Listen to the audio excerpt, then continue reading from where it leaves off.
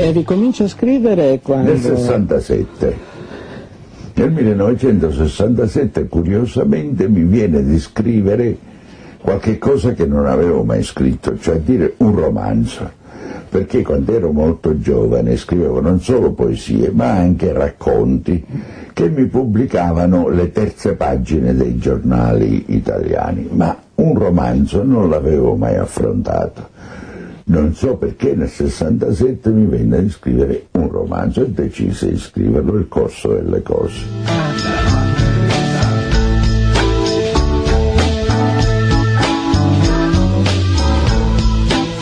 Bienvenidos amigos a Radio Uruguay 1050M, bienvenidos, ¿cómo les va? A la máquina de pensar que comienza ahora este lunes. Estamos escuchando al autor que nos va a acompañar durante esta semana, el italiano Andrea Camilleri.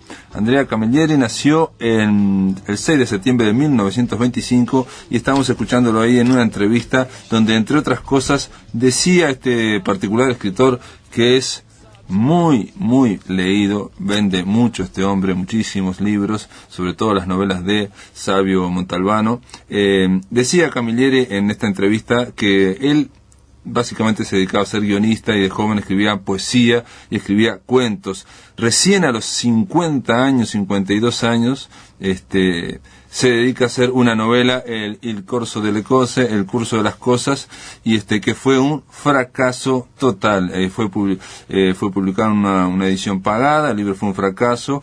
Habría de esperar más de 10 años para volver a intentar una novela, y ahí sí la rompió, como dicen vulgarmente, porque se dedicó a tuvo un éxito espectacular, no solo en Italia sino en el resto de Europa, y a partir de ahí vende por millones. Se habla, entre otras cosas, en un artículo de Manuel Vázquez Montalbán, que en un momento dado había en toda Italia 7 novelas de Andrea Camilleri estaban en las listas mejor vendidas. Bueno, pero empezamos la máquina diciendo que tenemos a Gonzalo Gervás ahí en controles de emisión, operando esta máquina de pensar que está mucho más fluida hoy, parece, que otros días, y tenemos al Flaco Germán en la puesta a punto en la producción. Le vamos a dar la bienvenida a un escritor para comentar, para abrir esta semana dedicada a Andrea Camilleri. Él es Rubén Loza Aguerrevere. ¿Cómo andas, Rubén? ¿Qué tal? Encantado de participar en este homenaje, digamos, al creador del Comisario Montalbán.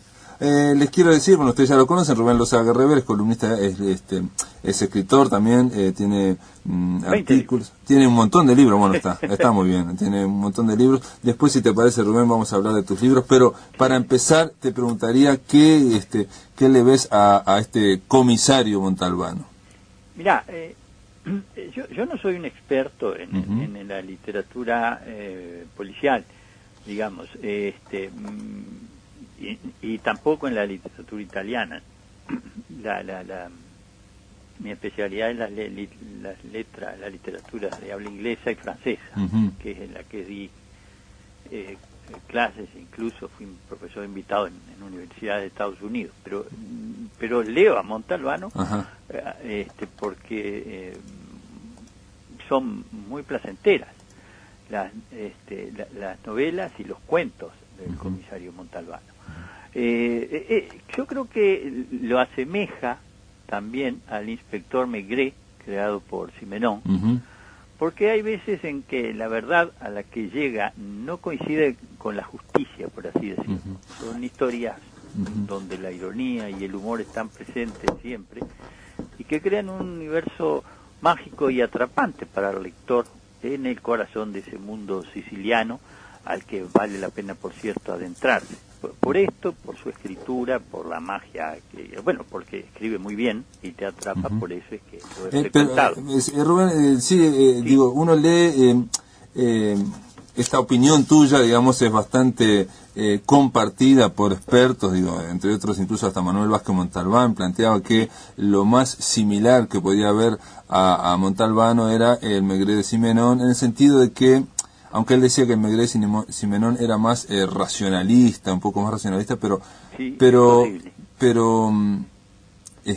si bien también está el tema de la provincia, está el tema de pueblo chico, infierno grande, son tipos que viven toda la vida ahí, conocen a la gente. Hay una cuestión con Camilleri, me parece a mí, que la prosa es súper fluida. Uno entra, entra a 80 kilómetros por hora en una novela de Camilleri y no entra a esa velocidad en una de Maigret, me parece. Sí. Hay otro detalle interesante, digamos, que tiene que ver. Yo conocí a Vázquez Montalbán. Ajá, a Manuel, y su personaje, Pepe Carvalho, era en alguna medida también como Camilleri un degustador de la buena comida, ¿no?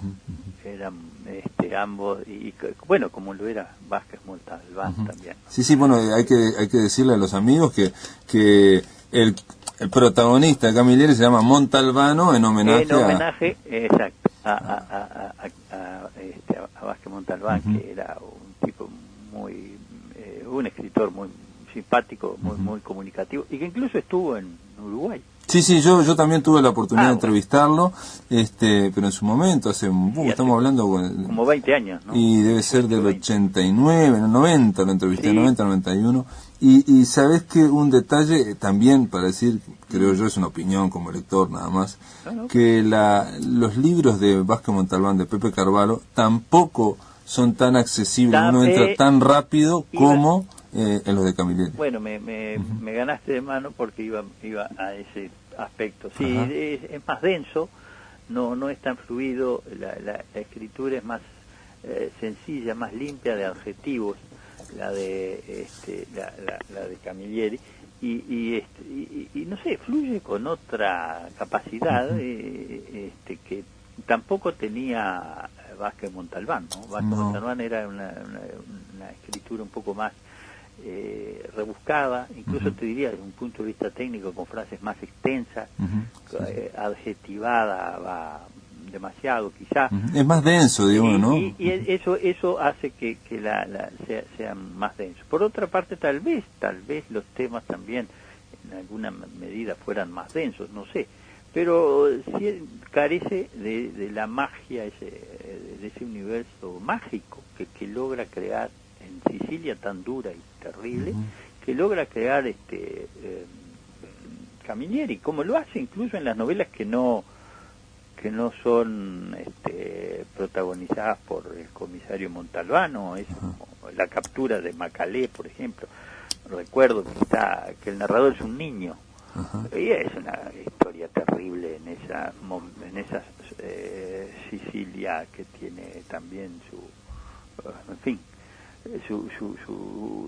la famosa mafia y ese mundo tan duro. Y bueno, y esta es incluso, además, la que menciono, la captura de Macalé, porque recuerdo que me gustó mucho, en Sicilia, transcurre en 1935, 36. ¿Y qué son novelas históricas? Yo no tengo ni idea. Son novelas también en Vigatá, pero no está Montalbano. Vigatá, también aclaremos que es el espacio que inventó este hombre, que es una especie de, digamos, de promedio, de una ciudad promedio de Sicilia, pero que no existe, que la inventó para poder mover a Montalbano por ahí. Así que esta de la de Macalé también transcurre ahí en Vigatá. Sí, se llama La captura de Macalé. Y también, pero ya te digo, es en tiempo de la guerra, y son no es policial, es otra cosa, ¿no? Es otro tema, pero tiene el mismo encanto, esa prosa. Ahora te entendí, o sea que es fluida y uno entra rápidamente, como entran las de Montalbano también. Prefiero las de Montalbano, de todas maneras. Hay un detalle que yo creo que puede ser, no leí las que no tienen a Montalbano, pero para contarle a los amigos que no han leído a Montalbano, porque yo creo que hay mucha gente que lo ha leído, ¿no? Yo creo que afortunadamente sí. Sí, hablaba con gente de la distribuidora que distribuye precisamente estos libros, y me decían que este verano, no saben por qué en concreto, había sido devastador. O sea, todos los uruguayos se dedicaron en este verano a leer a Montalbano y se había como vaciado las librerías de los libros Camilleri. Pero lo que te quería decir, Rubén, Sí. no sé, digo, es una idea, que una de las cosas que contribuye a hacer más accesible la lectura, hacer entrar más tan rápido en los libros, es que Camilleri tiene mucho diálogo también. Hay Sí. capítulos enteros que son dialogados. Sí, es verdad. Sí, no, es que, bueno, tal vez eso se deba, bueno, voy a mejor armar la idea. Digo, es que es un gran escritor, digo, estamos hablando de un escritor que es un escritor en serio, digo, no es un improvisado en la literatura. Y no es un bestseller también, porque parece que esa idea, ¿no? Sí, sí, no, es un hombre, un escritor en serio, de primer nivel.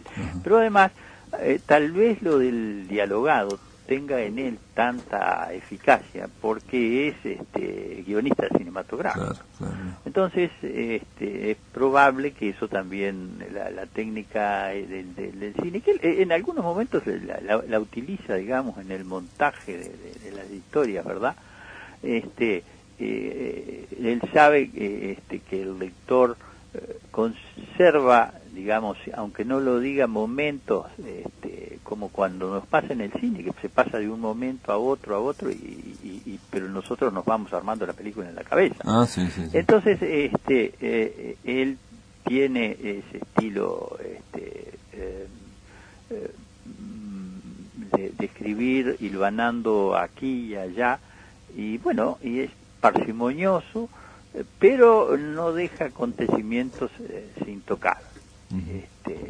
La cuestión es que conocer, digamos, los códigos de quien lo ha escrito, como tú decías, y así es más fácil de leer, ¿no? Y como tú también decías, ya no seduce de entrada.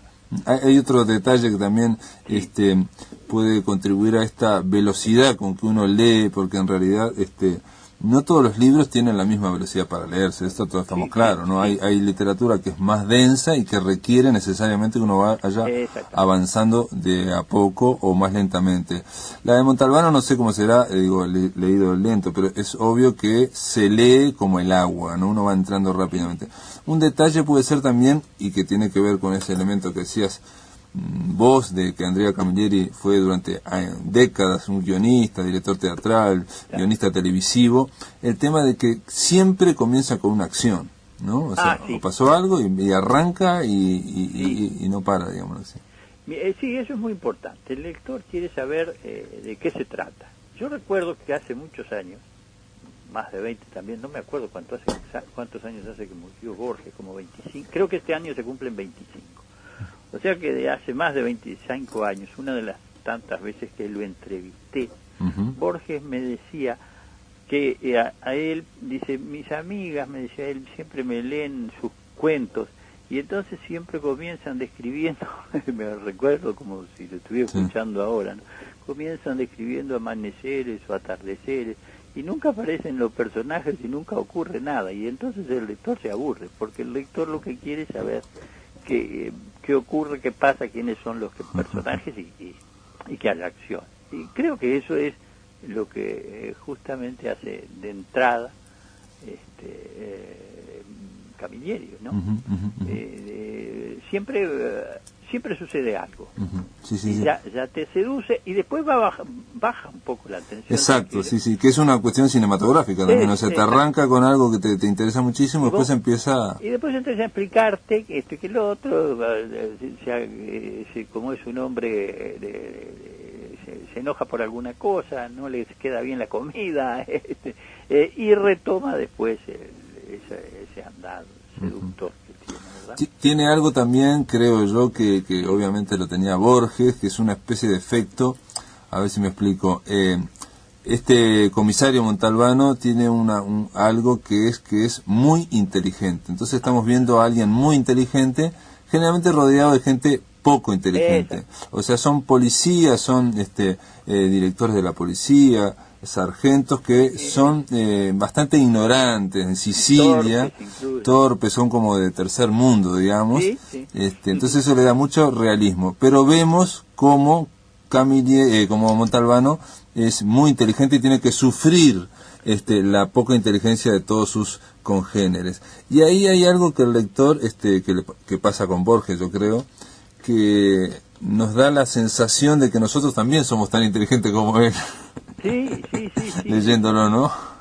Nos hace, mira, tú sabes que el propio, mira, ya que estamos nombrando a Borges lo dijo todo, además de todo. Borges decía que cuando hablaba de las novelas, mira, bueno, seguimos en el tema igualmente, cuando hablaba de las novelas de Holmes, decía que lo cual, digamos, es una observación extremadamente inteligente de Borges. Todas las historias de Sherlock Holmes están contadas por su amigo Watson.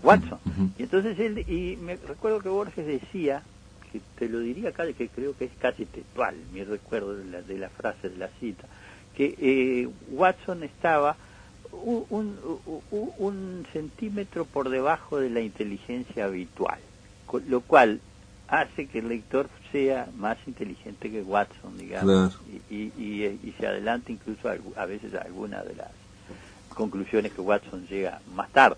Claro. Bueno, en alguna medida, sí, somos inteligentes, más inteligentes que los colaboradores del comisario Montalbano, como tú decís, y compartimos a veces que esos arranques de mal humor que a veces le vienen a este hombre tan singular, que es además un hombre tan pacífico, tranquilo y a su vez tan enamorado de esa mujer que le seduce, ¿no?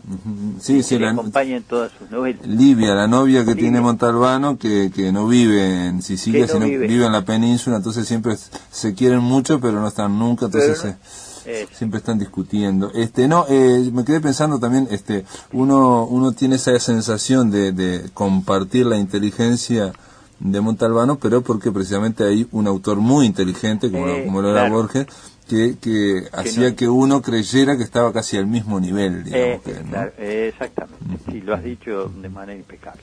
Borgiana, bueno, Rubén Loza Aguerrevere, te pido que hagas para una pausa y después continuamos hablando de Sabio Montalbano. Encantado. Dale. En el aire de Radio Uruguay, La Máquina de Pensar.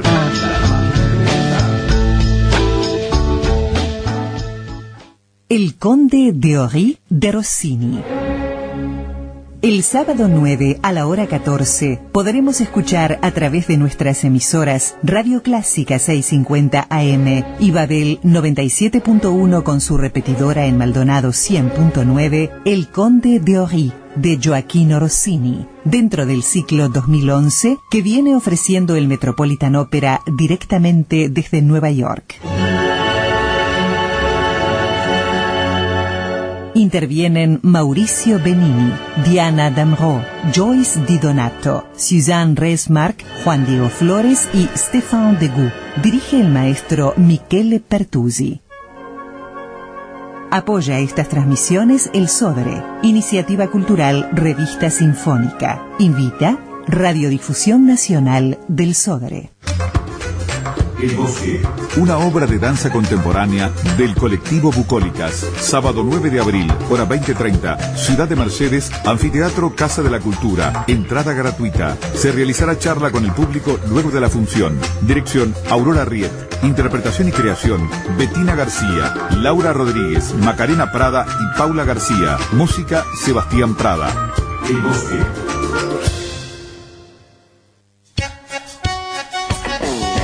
Diego Azar presenta Almohadones, un disco de música popular uruguaya, proyecto premiado por los fondos concursables para la cultura del MEC.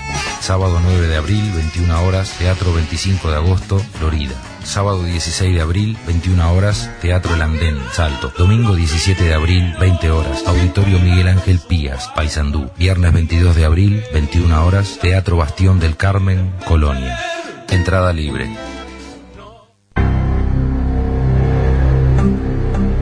Somos Radio Uruguay, 1050 AM, Montevideo, Uruguay, con su repetidora 103.9 FM en el departamento de Colonia.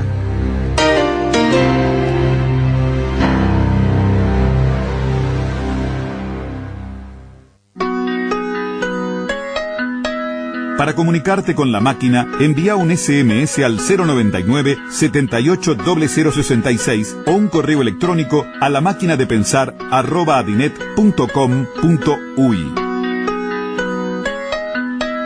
Si querés volver a escuchar charlas, entrevistas o columnas, ingresa a piensamáquina.blogspot.com y bienvenido al corazón de las palabras.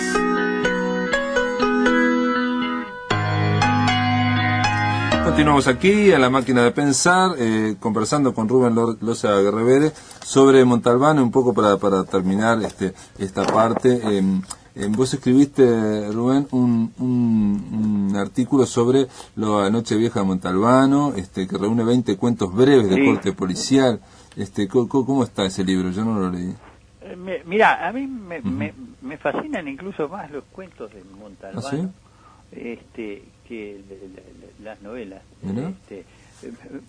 No sé, voy a citar a Bioy Casares, a quien tuve el gusto de conocer también, que también escribía cuentos, bueno, que también escribió, mira, todo se va dando, que también escribió los cuentos policiales junto con Borges. Claro, sí, lo de Busto Domet. Sí, y Bioy Casares, recuerdo que siempre decía que los cuentos tienen las mismas virtudes que las novelas, pero además una ventaja, que son más cortos, la brevedad.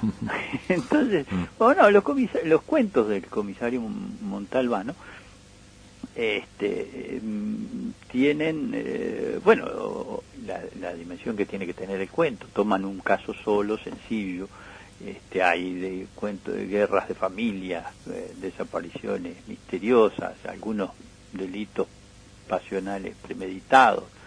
Incluso hay un cuento sobre las melancolías navideñas, que ya se aleja un poco, si se quiere, del corte policial, pero que tiene el sello de Montalbano, y más que de Montalbano, yo diría tiene el sello de la lectura, de la escritura que hablábamos de Camilleri, ¿no?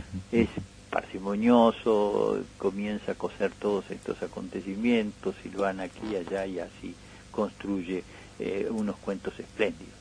Yo diría que los argumentos de cada uno de estos cuentos, a medida que uno va adentrándose en ellos, cuentan con 2 o 3 pistas que sabiamente distribuye el escritor, de manera que todo funcione como un reloj y así nos termina seduciendo, como ocurre de una manera más extendida en sus novelas. Pero yo hay un aspecto que quisiera resaltar una vez más sobre Camilleri, yendo incluso más a lo hondo, porque digo, es una novela, son cuentos o novelas de corte policial, sí, pero van más allá. Lo que quiero decir es esto, que esencialmente este novelista italiano, quien narra misterios, va de manera insensible desplazando los enigmas, los misterios hacia la propia condición humana de sus criaturas, ¿verdad? Y de esta manera, en definitiva, lo que más termina intrigándonos como lectores no son tanto los hechos misteriosos que ocurren en sus cuentos o en sus novelas, sino que lo más valioso es que lo que ocurre y lo que existe en la gente que habita sus cuentos y sus novelas. Creo que en eso es que radica tal vez el valor más esencial, más allá del atractivo primero, el valor esencial de este escritor, ¿no? Que bueno, decía Vázquez Montalbán, que él sí lo aplicaba, digamos, Vázquez Montalbán, que en una novela policial casi lo que menos importa es la trama, digamos, es el crimen, ¿no? Es verdad, es verdad. Sí, porque bueno, también lo mismo pasaba con Maigret, que se compadecía sin duda, claro, de los seres humanos, sin duda, y que terminaba ayudándolos a veces a que pagaran sus culpas, ¿no? Más que castigándolos, era ayudándolos a admitir, digamos, ¿no? Y a comprender lo terrible que habían cometido. O sea que hay ironía, hay humor. Hay mucha actualidad en este sentido de que el tema, por ejemplo, de la inmigración, el tema de este problema ahora, por ejemplo, que hay en Italia con los tunecinos, todo eso pasa justo en Sicilia, ¿no? En Lampedusa, ahí, es increíble, pero como que es el trasfondo de las novelas de Camilleri, es esa Italia con Berlusconi, con la mafia, con la Cosa Nostra, con la Camorra, en fin, todo eso desfila, el tema de la corrupción, las influencias, la corrupción en los jueces, en la policía, en fin, en los políticos. Es que ese mundo siciliano, yo soy un gran viajero, pero no conozco Sicilia.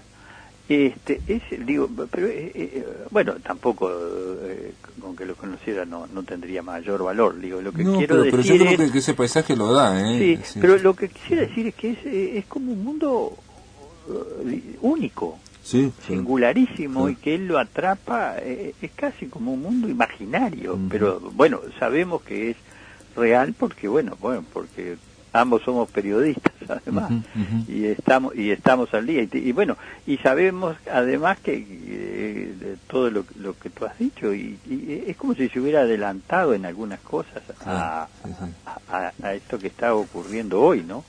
Ese mundo lleno de cosas, y que terminó que al pobre escritor aquel Saviano ha terminado como escondido, sigue escondido como el escritor indio cuyo nombre no me sale ahora. Sí, Salman Rushdie. Como Salman Rushdie. En caso de Saviano escribió Gomorra y generó ese libro que hizo que tuviera que pasar a la clandestinidad. Es un escritor que vive escondido con 2 o 3 guardaespaldas porque la mafia, la Camorra en este caso, puso precio a su vida.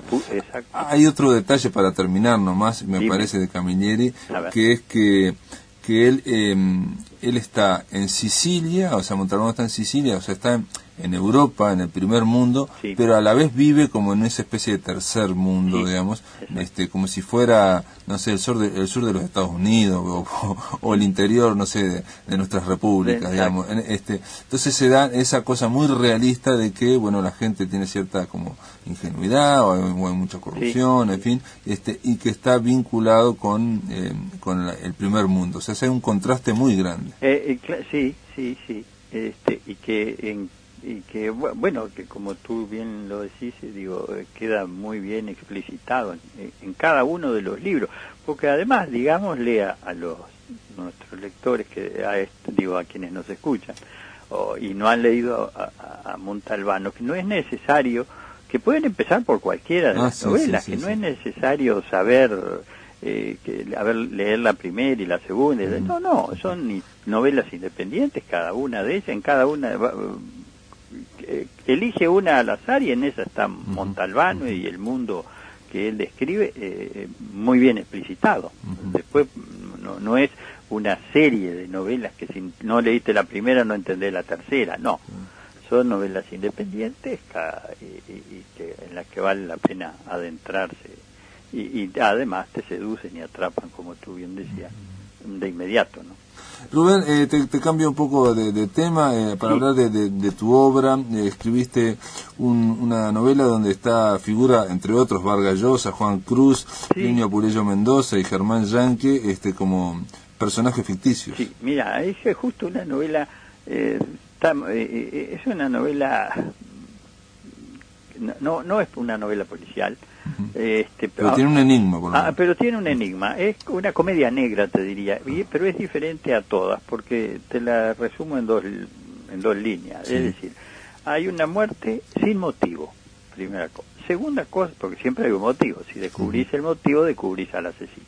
Bueno, acá hay una muerte sin motivo, y todos los que están vinculados a ese personaje que muere, en lugar de declararse inocentes, se declaran culpables. Entonces lo que tiene que descubrir eso fue lo que me gustó, lo que tiene que descubrir el lector es quién es inocente, porque todos tienen motivos para ser culpables y dicen yo soy culpable. Entonces, ¿quién no fue? Digo, ¿por qué hay además la novela ha tenido mucha difusión internacional? He leído comentarios de ella, mira, te voy a asombrar, en diarios de Estados Unidos, en el Chicago Tribune, lo copié y lo guardé acá en la computadora. Todo eso hizo que ahora la editorial El Funambulista española, la editen en España para la Feria del Libro de España, ya en la edición española. Muerte en el Café Gijón se llama la novela, y el Café Gijón supongo yo que será el de Madrid. Es el Café Gijón de Madrid, claro. De Madrid, bueno, y estando allí, en el Café Yocabe, como yo escribo en España, viajo muy seguido por estas razones de trabajo, digamos, ¿no? No he perdido la cuenta de las veces que he ido. Hay veces que voy solo una semana, 3, 4, 5 días. Hay veces que no tengo ganas de ir ya, pero bueno, voy y vengo. Entonces, digo, cuando estaba una tarde con Vargas Llosa, con Germán Yanque y con Plinio Apuleyo Mendoza, esos tres eran los que estaban, me acuerdo que estábamos tomando un café en el Café Gijón, y mientras lo tomábamos, rondaba esta idea, que yo no sabía si iba a ser un cuento o una novela. Estábamos tomando un café y de repente conté cuántos pasos había de la mesa, pensé, bueno, la escena se va a ocurrir en esta mesa donde estamos. Si dejo acá, ¿cuántos pasos hay de aquí al baño? Que era un lugar que me importaba, 18 creo que era. Entonces después me acerqué, eran las 5 de la tarde, en junio, o sea, en calor, no había nadie, había 2 o 3 personas nada más, un viejo actor de cine sentado en el fondo. Entonces yo que me gustaba ver de qué manera un antiguo mozo de una sola vez, como quien tiende una cama, iba poniendo los manteles en cada mesa. Entonces de pronto venía a tomar otro poco de café, y ahí recuerdo que uno de ellos, no sé quién, me dice, ¿pero qué te pasa? ¿Por qué vas y venís? Entonces les dije, miren, tengo en la mente, no sé si un cuento o una novela, terminó siendo novela, pero si es novela los pongo a todos. Y recuerdo que esto sí, digo, ya ves que hay cosas que no recuerdo quién las dijo, pero recuerdo que sí lo dijo Vargas Llosa. Me dijo, a mí me gustaría mucho, dice, porque lo único que no he sido es personaje de ficción. Entonces, bueno, y siguió. Después escribí la novela, los puse a todos ellos dentro de la novela, y cuando la novela se publicó acá en Montevideo en Ediciones de la Plaza, y una semana después Vargas Llosa ganó el premio Nobel. Entonces digo, eso ayudó de una manera extraordinaria. Fue el elemento decisivo. Ayudó mucho a la novela porque... no, pero podemos agrandarlo un poco, hacerlo los argentinos, decir que gracias a que sacaste la novela le dieron el premio Nobel. Vos sabés que salió ya un mes antes más o menos. Sí. Y una semana, y en la agencia F, el nuevo director de la agencia F de Montevideo, que acababa de llegar, se entusiasmó por el Café Gijón. Entonces, porque digo, ni siquiera nos conocíamos. Entonces, para escribir para España, la agencia F, una novela que se desarrollaba curiosamente, una novela uruguaya que se desarrollaba en el Café Gijón. Entonces, cuando empieza a leer y descubre que Vargas Llosa era protagonista, y que hacía, en el momento en que la leyó, 2 días que era premio Nobel. Entonces cambió la visión. Entonces por eso publicó un largo artículo diciendo que, bueno, la novela que tenía a Vargas Llosa de personaje, bueno, y eso hizo que inmediatamente, yo no podía creer, porque entraba con internet y me encontraba que, bueno, que los diarios del Perú ni que hablar.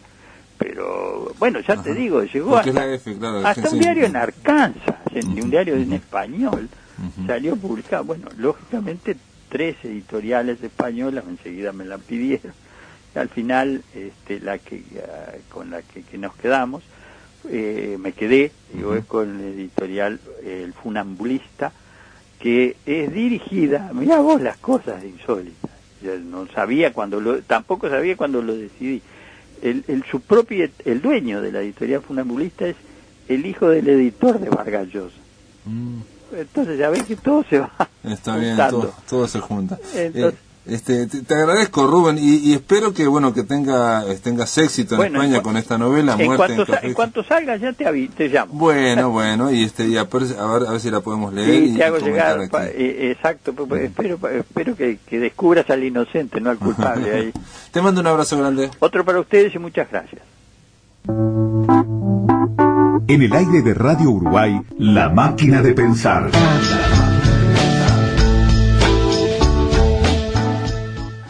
hay historias viejas del tango, que son tangueras, porque protagonizadas por tangueros, pero después hay historias de otro tipo que son también que tienen que ver con el tango. Criollita de mi pueblo, pebeta de mi barrio. Malena Muyala presenta Pebeta de mi barrio. Un ciclo de recitales y una invitación a construir juntos una historia de tango y barrio. Envía tu historia vía email pebetademibarrio@malenamuyala.com o deposítala en buzones de los centros comunales zonales. Sábado 2 de abril, Sacude, Barrio Municipal. Sábado 9 de abril, Sala Experimental, Malvin. 21 horas, entrada libre. Presenta Antel, Fundación Itaú. Organiza MM Producciones. El cuarteto Struni en el Cabildo.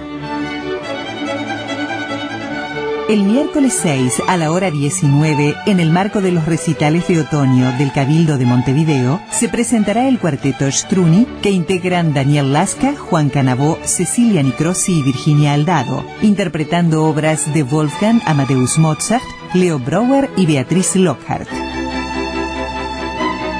La entrada es libre y gratuita. Organiza Departamento de Cultura de la Intendencia de Montevideo.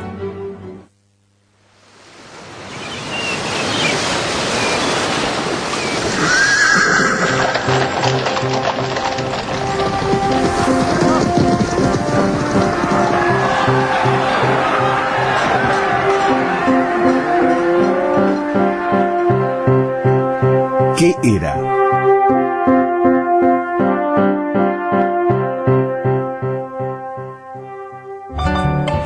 La fragua era el fogón en el que se caldeaban los metales para forjarlos, avivando el fuego mediante una corriente horizontal de aire producida por un fuelle o por otro aparato análogo. Allí desfilaban desde las herraduras para los caballos hasta los cuchillos de los matreros.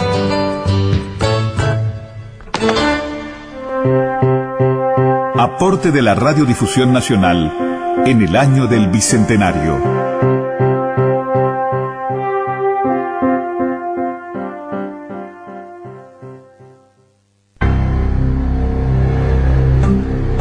Somos Radio Uruguay, 1050 AM, Montevideo, Uruguay, con su repetidora 103.9 FM en el departamento de Colonia.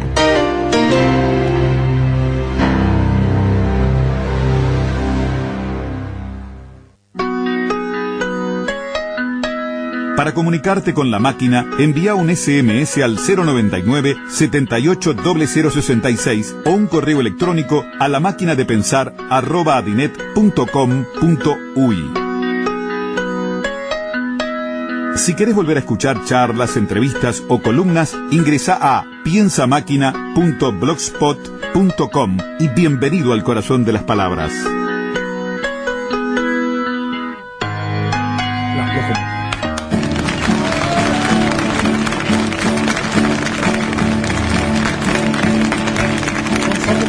Neppure come si chiamava, con che voce parlasse, con quale voce poi cantava, quanti anni avesse visto allora, di che colore i suoi capelli, ma nella fantasia ho l'immagine sua, gli eroi sono tutti giovani e belli, gli eroi sono sempre giovani e belli, gli eroi sono tutti giovani e belli. Conosco invece l'epoca dei fatti, qual era il suo mestiere. I primi anni del secolo, macchinista, ferroviere. I tempi in cui si cominciava la guerra santa dei pezzenti. Sembrava il treno anch'esso un mito di progresso lanciato sopra i continenti. Lanciato sopra i continenti. Lanciato sopra i continenti. E la locomotiva sembrava fosse un mostro strano e l'uomo dominava con il pensiero e con la mano. Francesco Guccini nos va a acompañar durante esta semana. Él es un cantante y escritor italiano. Nos estaba cantando La Locomotiva. Es un tema mucho más largo que vamos a cortar, son 7 minutos. Un texto contra la guerra de Francesco Guccini, que aparte de ser cantante desde el año 67 de folk, es escritor y es escritor de policiales, así que estamos completos con los italianos y los policiales. Ahora le damos la bienvenida aquí en la máquina de pensar a la poeta Laura Alonso. ¿Cómo andas, Laura? Hola, Pablo, ¿cómo andás? ¿Qué haces? Ya veo que estás muy ocupada, vas a presentar nada menos que 2 libros mañana. No son 2 libros, un libro y una plaqueta. Muy bien, entonces aclaremos qué es una plaqueta. Una plaqueta, bueno, no, el tema es No, porque digo, viste que a veces manejamos todos esos términos y no todo el mundo tiene por qué saber lo que es una plaqueta. No, es que ayer me reía porque entre los músicos con los que estamos haciendo una apuesta oral, ellos empezamos a bromar con el tema de si tenía bien las plaquetas, si el hemograma había dado bien, porque no tenían ni la menor idea. Exacto, viste, la gente que está por fuera, digamos, de la poesía y la literatura no sabe exactamente esa palabra francesa, plaqueta. En realidad, cuando se estaba dando el proceso de escritura de esto que terminó siendo un libro, apareció un poema muy largo a raíz de una pregunta sobre otro poema que estaba dentro del libro, y cuando lo terminé de escribir me di cuenta que en realidad no podía ser leído con un pasaje de hojas en horizontal, digamos, ¿no? Y que necesitaba ser un objeto desplegable en vertical. Y bueno, y a partir de ahí dije, bueno, esto tiene que estar como objeto único, separado del libro, y tiene que leerse en un desplegable, ¿no? De hecho, es un desplegable de 25 centímetros por 1 metro. Claro. Es un poema largo, se llama exactamente Espejismo en reiteración real, dice, ¿no? Ese es el libro, ese es el libro. Diáspora de la lengua. Diáspora de la lengua, en realidad tiene 2 nombres, tiene un nombre muy largo, que dice, mira, vos sabés que cada vez que yo... Pero luego todo volvió de golpe y no pude sino escupir sobre estas calles. Que en realidad es un verso de Montalbati, que es un poeta y lingüista peruano, y entre paréntesis, o diáspora la lengua. Bueno, muy bien, esa será la plaqueta, para entendernos en términos así muy gruesos, voy a decirlo, que una plaqueta vendría a ser algo más chico que un libro, digamos. Un libro se supone que tiene otro peso, otra enjundia, digamos, otro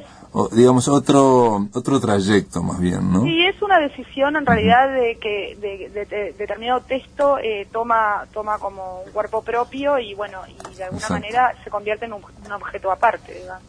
Espejismos en reiteración real es el libro que vas a presentar mañana en el espacio Guambia, ahí en 25 de mayo, de Juan Carlos Gómez, a las 20 horas. Te van a estar acompañando músicos.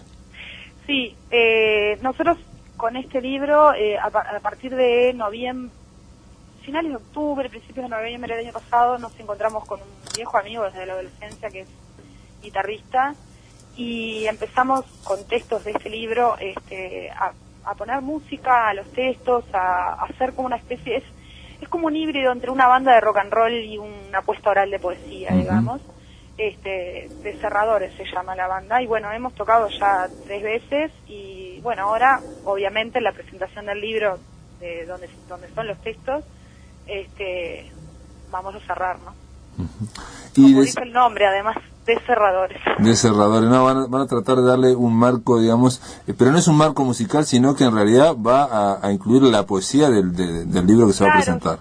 Sí, o sea, los textos son los textos del libro, y en realidad todo funciona como una banda, pero en realidad la que canta no canta, frasea. Exacto, ¿no? Claro, que sos vos. Soy yo. Que sos vos, vas a leer tu poesía. Y decime, Laura, aparte te van a estar acompañando Virginia Lucas y Elvio Chítaro, ¿no? Y Elvio Chítaro, que Elvio presenta el libro y Vicky presenta la plaqueta. Ajá. Esa es la idea. Bueno, entonces están invitados, obviamente, a mañana, Espacio Guambia, 25 de mayo, y Juan Carlos Gómez a las 20 horas. Espero de todas formas, y ya te pego el mangazo aquí al público, que grabes esa presentación para tener acceso y para poder pasar por lo menos parte en la máquina de pensar. Había una idea de que posiblemente se pudiera grabar algo así, porque tengo entendido que hay consola y hay consola para grabación. Sí, Espacio One bien, eso está preparado, sí. Por eso, entonces la idea era sacar una grabación en audio de Bueno, ya entonces ya está comprometida usted a la máquina de pensar. Te mando un beso, bueno, si quieres quedarte, pero ahora le vamos a dar la bienvenida a otro poeta, pues se va a publicar otro libro de relatos. Estoy hablando de Andrés Echeverría. ¿Cómo andas, Andrés? Hola, ¿qué tal, Pablo? ¿Cómo estás? Estaba escuchando acá también sobre la presentación de Laura mañana, que justo lamentablemente coincide en el día y a la hora, ¿no? Pero bueno, le mando también mis mejores deseos a Laura, con un saludo. Andrés, se trata de La niña de la foto, es un libro póstumo de relatos de Mariela Echar. Sí, Mariela Echar era una asistente social, psicóloga y escritora. Ella tuvo una gran trayectoria como asistente social y como psicóloga, trabajó mucho con muchos sectores marginados, ¿verdad? Y trabajó también en La Paz, en Bolivia. Yo digo que este libro, La niña de la foto, que Mariela murió el 7 de octubre pasado, o sea, hace muy poco. Su deseo era dejar este libro publicado y bueno, tuve el honor de que ella quisiera también que yo le hiciera el prólogo. Y es un libro que a mí me gusta mucho, que yo recomiendo, porque es un libro que está empapado de vida. El que lee este libro, estos relatos, no se encuentra con una asistente social ni una psicóloga que cuente casos clínicos. Lo que encuentra es literatura, una literatura empapada de vida, de evidencias que sí reflejan a esa psicóloga y asistente social. Es un libro con mucho humor, es un libro que emociona muchísimo, es un libro que está cargado de vida, y de vida de una persona que despertó muchos afectos entre sus pacientes, entre sus amigos. Y decime, Andrés, dijiste algo de microrelatos. ¿Es un libro también de relatos breves? ¿También hay hiperbreves? Y si bien después hicimos un trabajo sobre eso, ya lo dejó ordenado como relatos. En la segunda instancia, que es la segunda parte del libro, que es la más larga, lo que hace son crónicas, y la tercera parte microrelatos. Son 3 partes. Ahora, si bien se encuentran esas características, es un libro que en las 3 secciones refleja lo que era la vida de ella y el trabajo en esos contextos, ¿verdad?, marginales. Pero de por sí el formato es ese. El primero es relatos, o sea, hay quizás una mayor distancia de ella con lo que cuenta. En el segundo son crónicas directamente, no todas que tienen que ver con los contextos laborales, sino también familiares, de su infancia, también de cómo llega ella a ese mundo, ¿no? Y la tercera parte, microrelatos. Ahora, es un libro, yo te digo que tiene una carga, una frescura, recupera, yo creo, algunas zonas de la literatura a veces un poco olvidadas, ¿no?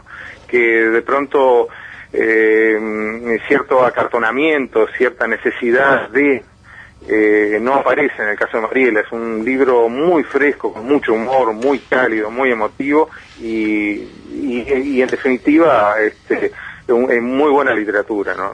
Es un libro que yo lo voy a presentar con muchísimo placer, con muchísimo gusto, más allá de toda esa carga emocional que sin duda trae el que la autora haya fallecido hasta hace tan poco, ¿no? ¿Los presentadores vas a presentarlo vos solo, Andrés?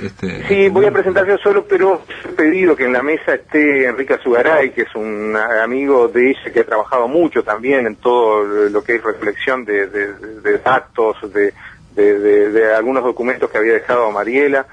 Va a estar también Graciela Echar, que es la hermana.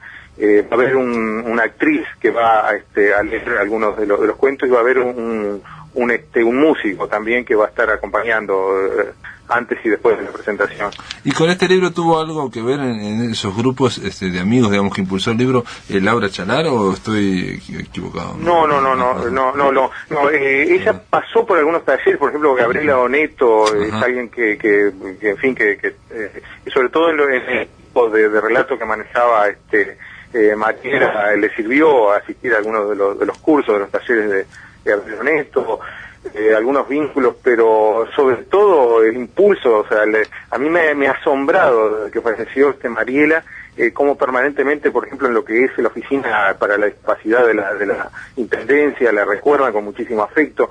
Ella trabajó como asistente, dándole asistencia a expresos políticos en algunas organizaciones, también ahí despertó muchísimo afecto. Es una persona que ha dejado una impronta de afectos, la presencia de Mariela ha permanecido, y eso lo he notado desde que me puse a trabajar en esto, ¿no?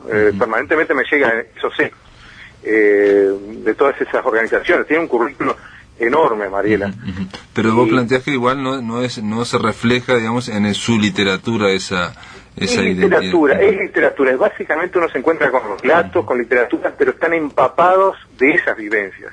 Así se refiere en algunos de esos relatos a pacientes, algunas veces incluso en lo que son relatos y no crónicas, personifica a un paciente, siempre con mucho humor, digo. Hay algunos cuentos que son preciosos. Hay uno que yo cito en el prólogo que se llama Una noche con Cheyenne, que ella lleva a una cantidad de internos a un recital de Cheyenne y termina concluyendo que ese día Cheyenne fue más eficaz que los medicamentos.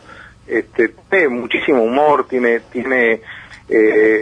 muchísima frescura, mucha espontaneidad. Es un libro que se hace muy disfrutable para leerlo, ¿no? Son unas 150 páginas más o menos, y salió un precioso libro objeto también por parte del trabajo de Estuario, que es quien lo edita. El libro, Pablo, no sé si ya lo anunciaste, se presenta mañana en Calima, que es Jackson y Durazno, a las 19:30 horas. Sí, nos faltaba para decir, pero bueno, ya está hecha la invitación. Mañana en Calima, Durazno y Jackson, a las 19:30, esto generalmente empieza un poquito más tarde, pero bueno, empieza a esa hora, 19:30, se presenta La Niña de la Foto, libro de relatos de Mariela Echar, y reitero, mañana también, pero a las 20 horas, en el espacio Guambia, 25 de mayo, Juan Carlos Gómez, Laura Alonso presenta su libro de poesía y su plaqueta de poesía. Presenta dos proyectos ahí en el espacio Guambia. Están hechas las invitaciones. De alguna forma esto me parece a mí es una señal de que ya comienza el año literario en Uruguay y se largan, digamos, las presentaciones. Yo no sé, puede haber habido alguna antes, pero esta es como la puesta de largada. De hecho, el miércoles también Agustín Lucas va a presentar otro libro, y Agustín Curto así otro libro más. Les doy las gracias por estar aquí en la máquina de pensar a los dos, y bueno, les mando un gran abrazo y bueno, mucha suerte. Un abrazo, Pablo, y otro para Laura. Bueno, igualmente Pablo, y otro para Andrés, y bueno, las casualidades se dieron así. Ya le dije a Andrés que me hubiera encantado que estuviera, pero que yo sé que el proyecto ese es importante, pues ya me había hablado de él, así que mucho más suerte. Coincide que mañana sería el cumpleaños de Mariela, por eso se venía planificando el 5, bueno, yo le di exactamente lo que acaba de decir Laura, eso a la inversa, lamento mucho no haber estado, porque lo hubiera acompañado a Laura.